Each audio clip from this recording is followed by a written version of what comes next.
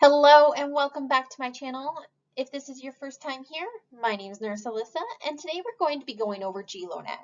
But first, if you could hit that like and subscribe, it would be greatly appreciated as it does help my channel grow.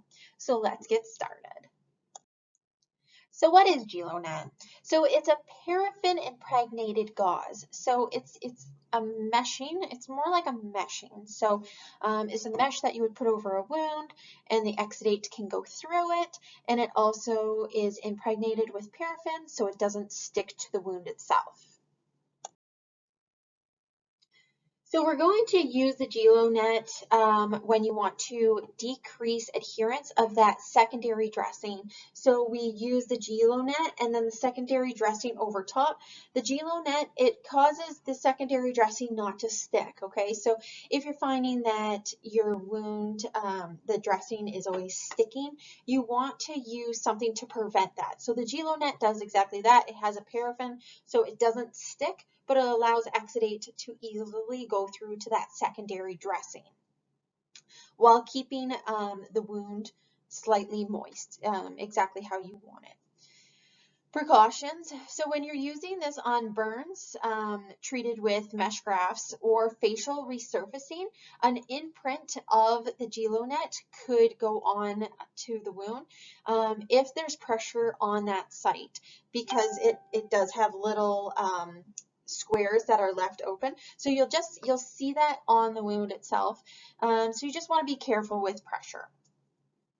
Contraindications, we're not going to use this if a patient is sensitive to paraffin. So to apply the Jelonet, first we're going to cleanse the wound either with normal saline or water, whichever you normally use. And then you're going to dry off the peri-wound tissue. Then you're going to choose a size of the Jelonet that just covers the wound. You can cut this if you need to, if you don't have the correct sizes.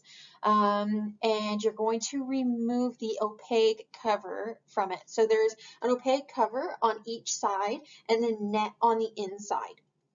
So we're going to remove the one backing, you're going to place it onto the wound and remove the other backing, which will be on top.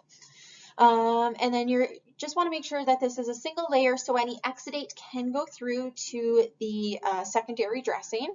And just make sure that you're using an appropriate secondary dressing, because that's very important, because we don't want to dry the wound out too much and we don't want to have excess exudate or drainage in that wound, okay? So make sure you're using an appropriate cover dressing. To remove the Jelonet, you're just going to carefully lift up from one of the sides and lift away the dressing and discard. If this dressing has been cut, make sure that any loose fibers, look at the wound, make sure none are left behind. This is to be changed daily, or depending if the doctor orders or wound care specialist orders, if it's every other day, just change it how they have said to do so. If they haven't given you orders, do it every day. And the expected outcome is that your secondary dressing will not stick and that the contact layer also will not stick to the wound. So that is all I have for this video. I hope you found it helpful, and I will catch you in my next one. See you guys.